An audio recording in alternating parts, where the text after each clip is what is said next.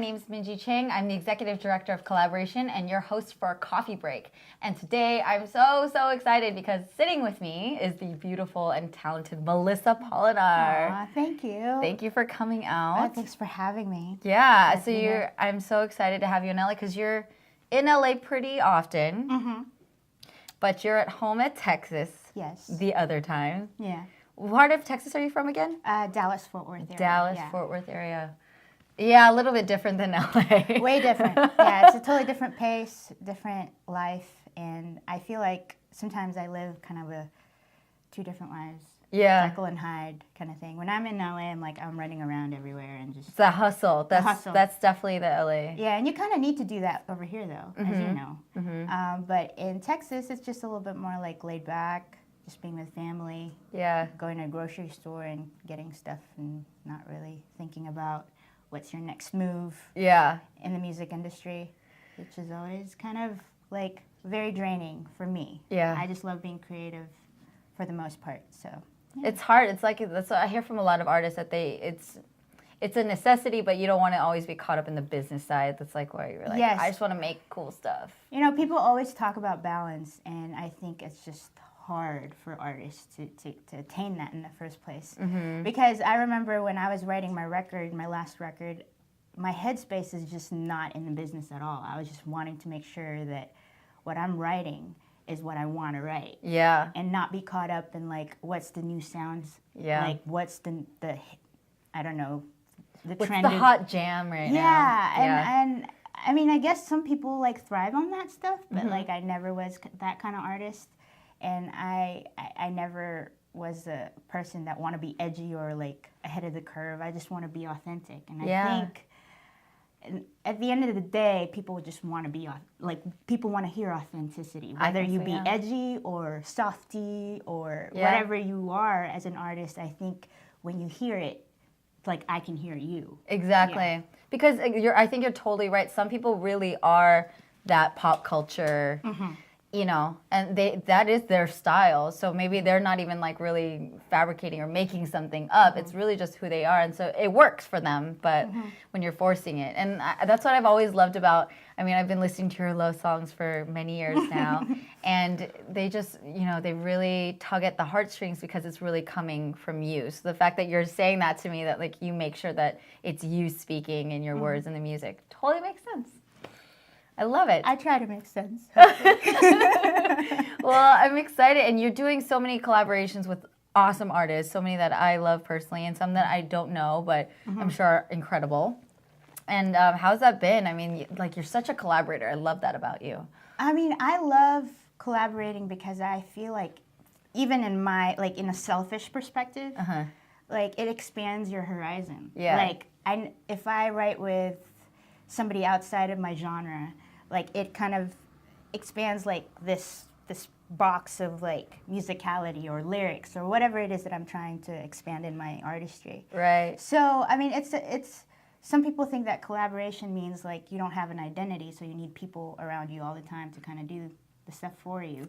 But I mean, it can go either way, and I can understand that. But like for me, I love collaborating, especially with people that I love personally. Yeah. And you know, it just kind of brings that, I don't know, fun part. Yeah. I love doing stuff on my own, don't get me wrong. Like, I love just being alone and I have a loner part of me, and that's why I go back to Texas and just be isolated. That's sometimes. her lone wolf. Yeah. It's a lone star state. Totally. It's a lone wolf state. Yeah. So, but I think there's always room for collaboration and, pun intended. Yeah. I was totally not inserting that. I like genuinely meant.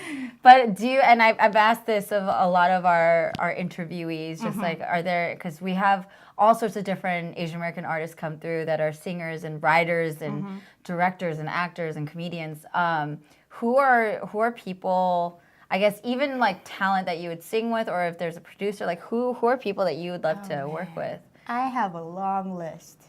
I mean, recently there was a dream come true moment. Ooh. Please share. Oh, with India Ari. Yeah, so I wrote a song with her in New York. You didn't? I did.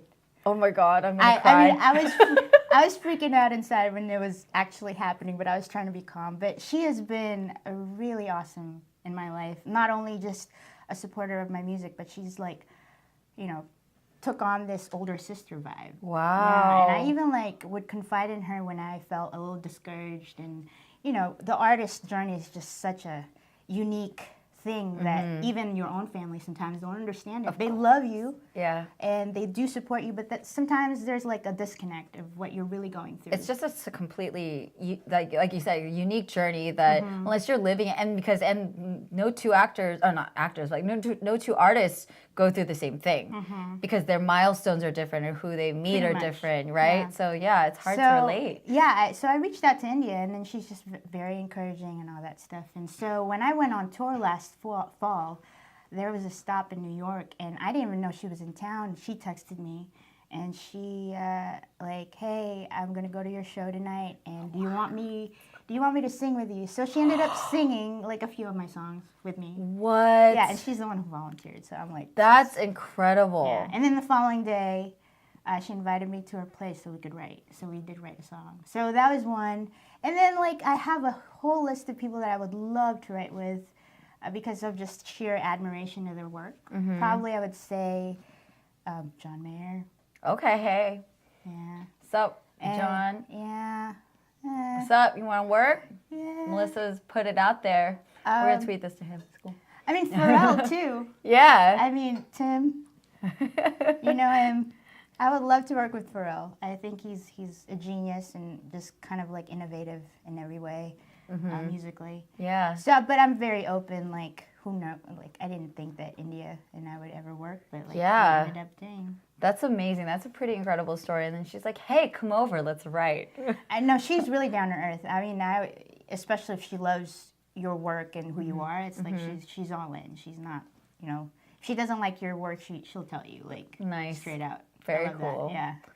I feel honored to know that this happened. I don't know. I would love to see, and I would love to see videos if there's any online of you guys performing together or There singing. might be some floating around.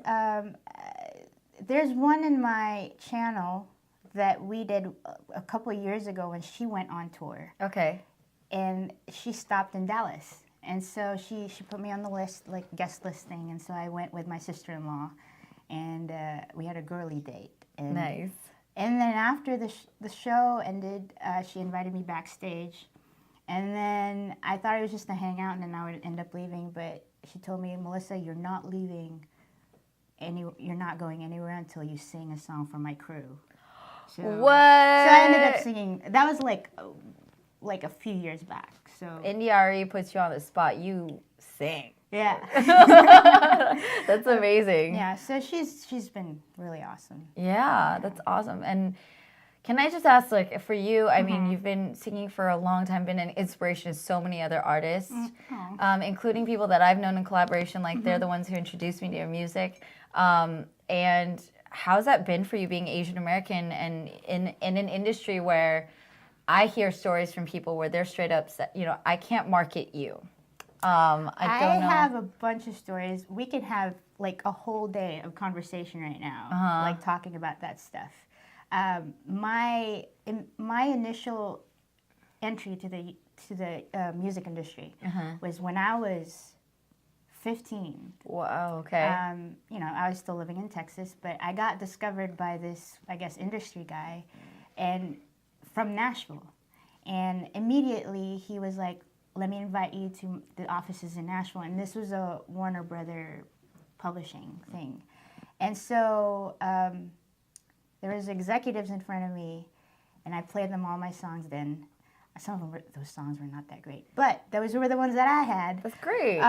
But it ended up that they were like, all these record label A&Rs were like, "We love you, we love your songs, we love your voice, but we don't know how to market you." So they couldn't justify signing me to a record label, record deal, by the way. So they ended up signing me to a publishing deal, which is Okay. like songwriting, which I still do to this day. But It was their way of like, well, we don't know how to put you up front, yeah, we can't yet. put you in front of people yet. but we're just going to put you collaborating with whoever. So it was a double-edged sword for me, because it was like, it gave me the experience to write with whoever in the industry. Yeah. So it was a blessing in that way. At 15. Wow. So it was a blessing, but at the same time, it's like they didn't know. Like, yeah. They weren't willing to take the risk to like. Yeah, it was a risk, but they didn't go all the way. Right. You know they were not going to take that risk. Yeah. Like. So it was like for about 3 years of just songwriting, like a whole lot, and